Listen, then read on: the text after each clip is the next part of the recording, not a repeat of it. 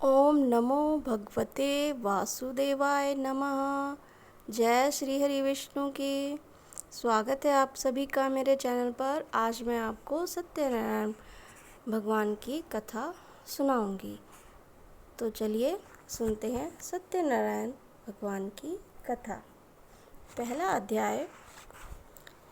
एक समय नैमिषा नारायण तीर्थ में शौनकादि 88,88,000 ऋषियों ने श्री सूत जी से पूछा, हे प्रभु, इस कलयुग में वेद विद्या रहित मनुष्यों को प्रभु भक्ति किस प्रकार मिलेगी तथा उनका उद्धार कैसे होगा।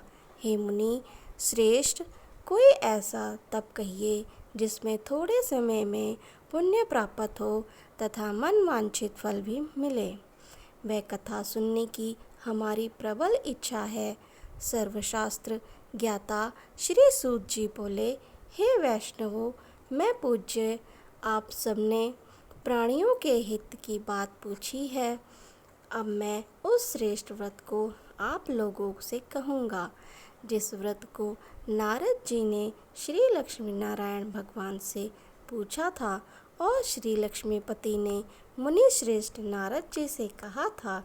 ये कथा ध्यान से सुनो। एक समय योगीराज नारद जी दूसरों के हित की इच्छा से अनेक लोकों में घूमते हुए मृत्युलोक में आ पहुँचे।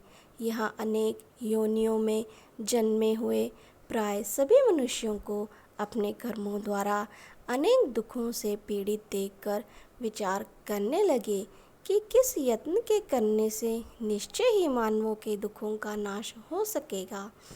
ऐसा मन में सोचकर भगवान नारद विष्णु लोक को गए।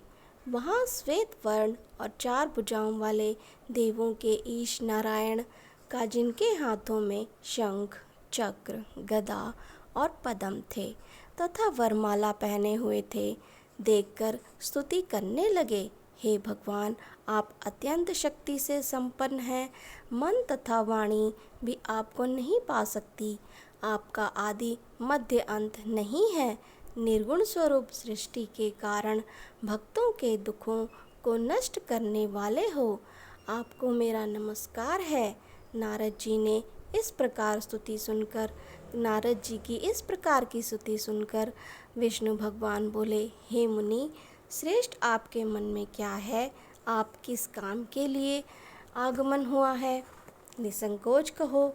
तब नारद मुनि बोले, मृत्युलोक में सब मनुष्य जो अनेक योनियों में पैदा हुए हैं, अपने अपने कर्मों के द्वारा अनेक प्रकार के दुखों से दुखी हो रहे हैं। हे नाथ, मुझ पर दया रखते हुए तो बताइए कि उन मनुष्यों के सब दुख थोड़े से ही प्रयत्न से कैसे दूर हो सकते हैं। श्री भगवान जी बोले, हे नारद, मनुष्यों की भलाई के लिए तुमने बहुत अच्छी बात पूछी है। जिस काम के करने से मनुष्य मोह से छूट जाता है वह मैं कहता हूँ। सुनो, बहुत पुण्य देने वाला स्वर्ग तथा मृत्युलोक दोनों में दुर्लभ यह उत्तम व्रत है। आज मैं प्रेमवश होकर तुमसे कहता हूँ। श्री सत्यनारायण भगवान का यह व्रत अच्छी तरह से विधान पूर्वक संपन्न करके मनुष्य तुरंत ही यहाँ सुख भोग कर मरने पर मोक्ष को प्राप्त होता है। श्री भगवान के वचन सुनकर नारद मुनि बोले कि उस व्रत का क्या फल है, क्या विधान है, किसने यह व्रत किया और किस दिन यह व्रत करना चाहिए। हे भगवान, मुझे विस्तार से कहो। भगवान बोले, दुख शोक आदि को दूर करने वाला यह व्रत सब स्थानों पर विजयी करने वाला है। भक्ति और श्रद्धा के साथ किसी भी दिन मनुष्य श्री सत्यनारायण की शाम के समय ब्राह्मणों और बंधुओं के साथ धर्मपरायण होकर पूजा करे। भक्ति भाव से नैवेद्य, केले का फल, घी, दूध और गेहूं का चूर्ण सवाया लेवे। गेहूं के अभाव में साठी का चूर्ण, शक्कर अथवा गुड़ ले तथा भक्ति भाव से भगवान को अर्पण करे। बंधु बांधवों सहित ब्राह्मणों को भोजन करवाए, पश्चात स्वयं भोजन करे। रात्रि में नृत्य गीत आदि का आयोजन कर श्री सत्यनारायण भगवान का स्मरण करता हुआ समय व्यतीत करे। इस तरह व्रत करने पर मनुष्यों की इच्छा निश्चय ही पूरी होती है। विशेषकर काली काल में मृत्यु लोक पर यही मोक्ष का सरल उपाय है। दूसरा अध्याय। सूत जी बोले, हे ऋषियों, जिसने पहले समय में इस व्रत को किया है उसका इतिहास कहता हूँ। ध्यान से सुनो।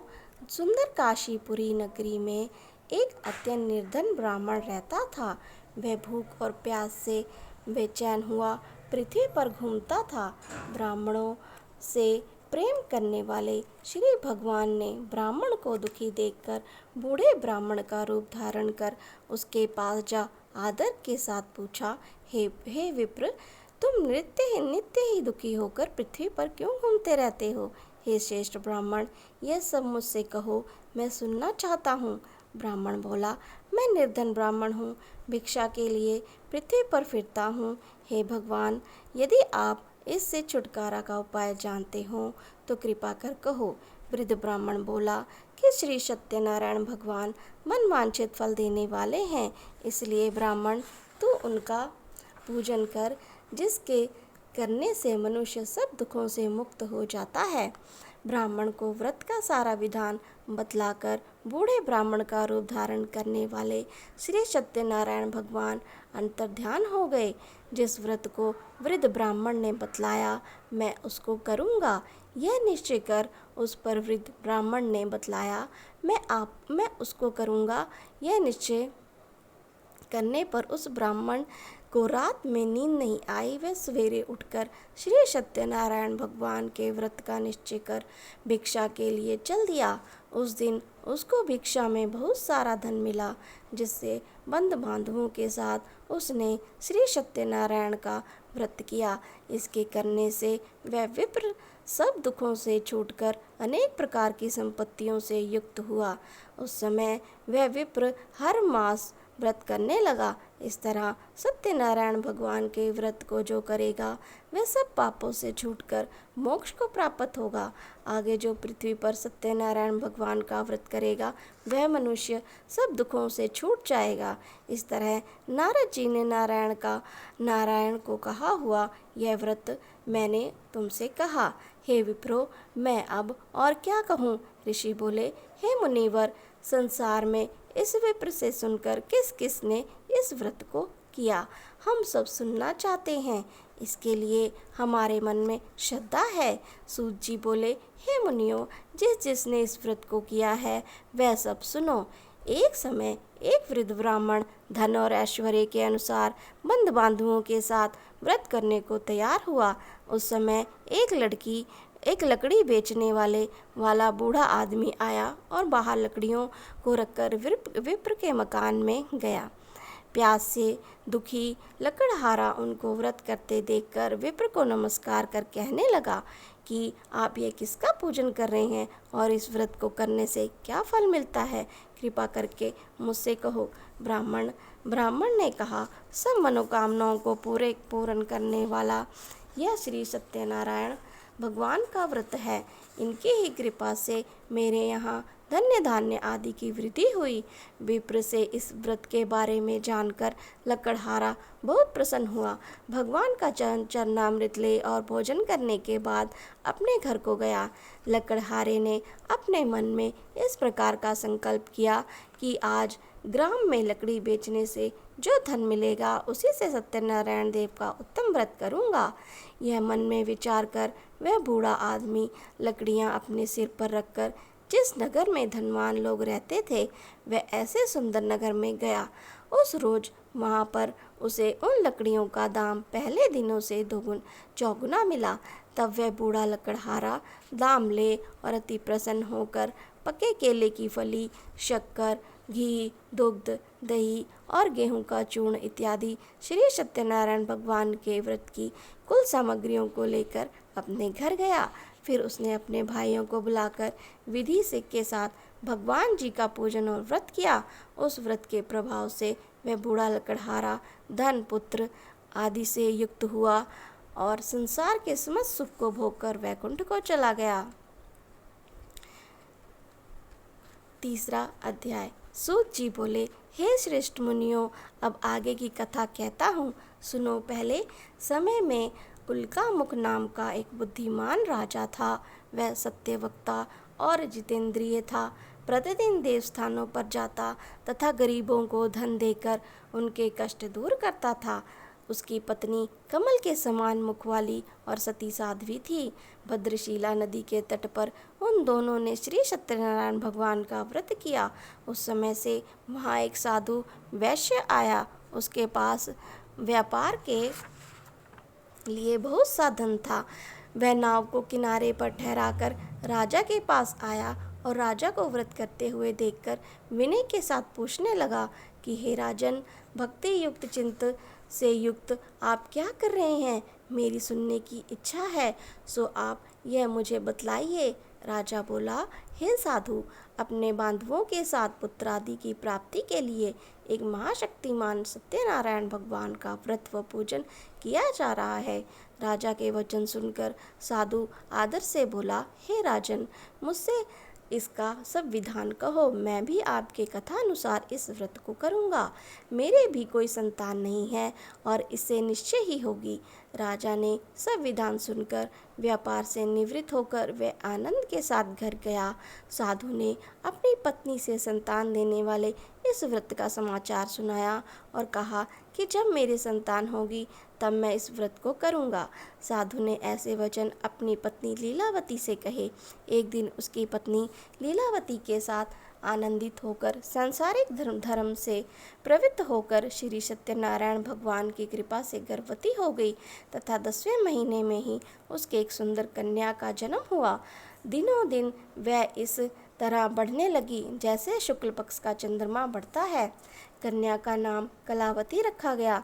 तब लीलावती ने मीठे शब्दों में अपने पति से कहा कि जो आपने संकल्प किया था भगवान का व्रत करूँगा, अब वह आप उसे करिए। साधु बोला, हे प्रिय, कन्या के विवाह पर व्रत करूँगा। इस प्रकार अपनी पत्नी को आश्वासन दे वह नगर को गया। कलावती पितृगृह में वृद्धि को प्राप्त हो गई। साधु ने जब नगर में सखियों के साथ अपनी पुत्री को देखा तो तुरंत ही दूत को बुलाकर कहा कि पुत्री के वास्ते कोई सुयोग्य वर देख कर लाओ।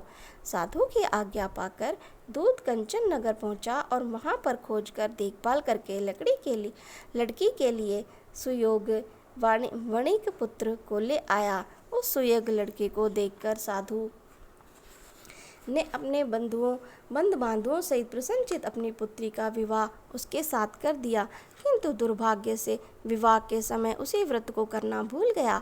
तब श्री भगवान क्रोधित हो गए और श्राप दिया कि तुम्हें दारुण दुख प्राप्त होगा।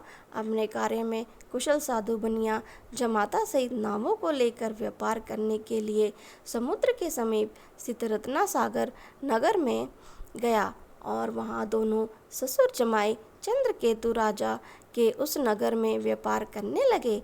एक दिन भगवान सत्यनारायण की माया से प्रेरित होकर चोर राजा का धन चुराकर भाग रहा था, किंतु राजा के दूतों को आता देखकर चोर ने घबराकर भागते हुए राजा के धन को वहीं नाव में चुपचाप रख दिया जहां वो ससुर जमाई ठहरे हुए थे तथा चोर भाग गए। जब दूतों ने उस साधु वैश्य के पास राजा के धन को रखा देखा तो दोनों को बांध कर ले गए और प्रसन्नता से दौड़ते हुए राजा के समीप जाकर बोले, यह दो चोर हम पकड़ कर लाए हैं, देखकर आज्ञा दें। तब राजा की आज्ञा से उनको कठिन कारावास में डाल दिया गया तथा उनका धन छीन लिया। सत्यनारायण भगवान के श्राप द्वारा उनकी पत्नी भी घर पर बहुत दुखी हुई और घर पर जो धन रखा था चोर चुरा कर ले गए। शारीरिक व मानसिक पीड़ा तथा भूख प्यास से अति दुखित हो अन्न की चिंता में कलावती एक ब्राह्मण के घर गई। वहाँ उसने सत्यनारायण भगवान का व्रत होते देखा। फिर कथा सुनी तथा प्रसाद ग्रहण कर रात को घर आई। माता ने कलावती से कहा, हे पुत्री, अब तक कहाँ रही? वह तेरे मन में क्या है? कलावती बोली, हे माता, मैंने एक ब्राह्मण के घर श्री सत्यनारायण भगवान का व्रत देखा। कन्या के वचन सुनकर लीलावती भगवान के पूजन की तैयारी करने लगी। लीलावती ने परिवार और बंधुओं सहित श्री सत्यनारायण भगवान का पूजन किया और वर मांगा कि मेरे पति और दामाद शीघ्र आ जावें। साथ ही प्रार्थना की, हम सबका अपराध क्षमा करो। सत्यनारायण भगवान इस व्रत से संतुष्ट हो गए और राजा चंद्रकेतु को स्वप्न में दर्शन देकर कहा, हे राजन, दोनों वैश्यों को प्रातः ही छोड़ दो और उनका सब धन जो तुमने ग्रहण किया है दे दो, नहीं तो मैं तेरा धन, राज्य, पुत्रादि नष्ट कर दूंगा। राजा से ऐसे वचन कहकर भगवान अंतर ध्यान हो गए। प्रातःकाल राजा चंद्रकेतु ने सभा में अपना स्वप्न सुनाया। फिर दोनों वणिक पुत्रों को कैद से मुक्त कर सभा में बुलाया। दोनों ने आते ही राजा को नमस्कार किया। राजा मीठे वचनों से बोला, हे महानुभावों, भावी कश ऐसा कठिन दुख प्राप्त हुआ, अब तुम्हें कोई भय नहीं। ऐसा कहकर राजा ने उनको नए नए वस्त्राभूषण पहनाए तथा उनका जितना धन लिया था उससे दुगना धन देकर आदर से विदा किया। दोनों वैश्य अपने घर को चल दिए। इति श्री सत्यनारायण व्रत कथा का तीसरा अध्याय ही संपूर्ण होता है। चौथा अध्याय। सूत जी बोले, वैश्य ने मंगलवार करके यात्रा आरंभ की और अपने नगर को चला। उनके थोड़ी दूर निकलने पर दंडी वेशधारी श्री सत्यनारायण भगवान से उनसे पूछा, हे साधु, तेरी नाव में क्या है? अभिमानी वणिक हंसता हुआ बोला, हे दंडी, आप क्यों पूछते हैं? यह धन ले जाने की इच्छा है। मेरी नाव में तो बेल और पत्ते भरे हैं। वैश्य का कठोर वचन सुनकर भगवान ने कहा, तुम्हारा वचन सत्य हो। दंडी ऐसा कहकर वहाँ से चले गए। कुछ दूर जाकर समुद्र के किनारे बैठ गए। दंडी के जाने पर वैश्य ने नित्य क्रिया करने के बाद नाव को ऊंचे उठी देखकर अचंभा किया तथा नाव में बेलपत्र देखकर मूर्छित हो गए, जमीन पर गिर गए। फिर मूर्छा खुलते ही अत्यंत शोक प्रकट करने लगा। तब उसका दामाद बोला कि आप शोक न करें, यह दंडी का श्राप है, अतः उसकी शरण में चलना चाहिए, तभी हमारी मनोकामना पूर्ण होगी। दामाद के वचन सुन वह दंडी के पास पहुंचा और अत्यंत भक्ति भाव से नमस्कार करके बोला, मैंने जो आपसे सत्य वचन कहे थे उनको क्षमा करना, असत्य वचन कहे थे उनको क्षमा करना।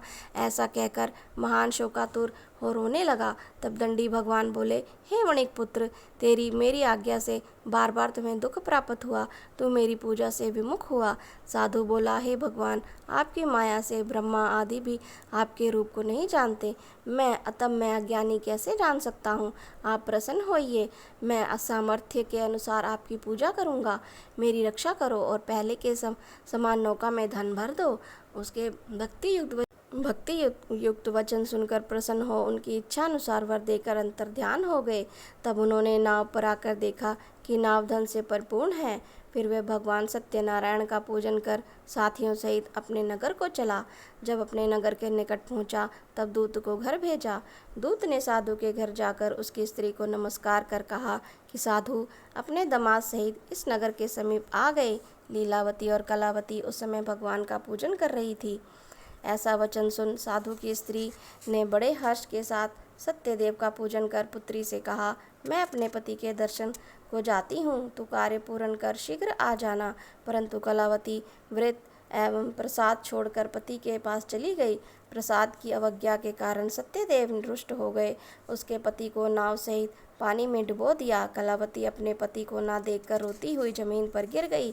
इस तरह नौका को डूबा हुआ तथा कन्या को रोता हुआ देख साधु दुखित हो बोला, हे प्रभु, मुझसे या मेरे परिवार से जो भूल हुई उसे क्षमा करो। उसके दीन वचन सुनकर सत्यदेव प्रसन्न हो गए और आकाशवाणी हुई, हे साधु, तेरी कन्या मेरे प्रसाद को छोड़कर आई है, इसलिए इसका पति अदृश्य हुआ है। यदि वह घर जाकर प्रसाद खाकर लौटे तो इससे पति अवश्य मिलेगा। ऐसी आकाशवाणी सुनकर कलावती ने घर पहुंचकर प्रसाद खाया, फिर आकर पति के दर्शन किए। तत्पश्चात साधु ने बंधु बांधवों से सत्यदेव का विधि पूर्वक पूजन किया। इस लोक का सुख भोग कर अंत में स्वर्गलोक को गया।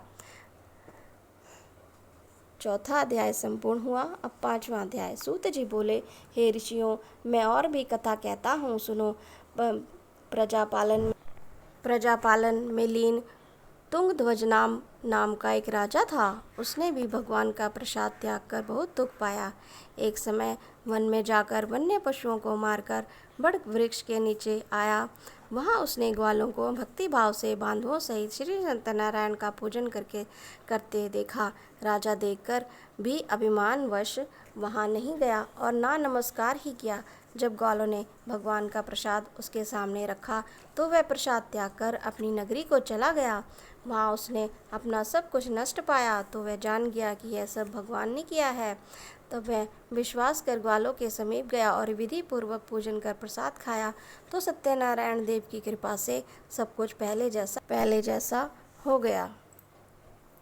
फिर दीर्घकाल तक सुख भोग कर मरने तक स्वर्ग लोक को गया। जो मनुष्य इस परम दुर्लभ व्रत को करेगा, भगवान की कृपा से उसे धन्य धान्य की प्राप्ति होगी। निर्धन धनी और बंदी बंधन से मुक्त होकर निर्भय हो जाता है। संतानहीनों को संतान प्राप्ति होती है तथा सब मनोरथ पूर्ण होकर अंत में वैकुंठ धाम को जाता है। जिन्होंने पहले से इस व्रत को किया है, अब उनके दूसरे जन्म की कथा कहता हूँ। वृद्ध सतानंद ब्राह्मण ने सुदामा का जन्म लेकर मोक्ष को पाया। उल्का मुख नाम का राजा दशरथ होकर वैकुंठ को प्राप्त हुआ। साधु नाम के वैश्य ने मोरध्वज बनकर अपने पुत्र को आरे से चीरकर मोक्ष को प्राप्त किया।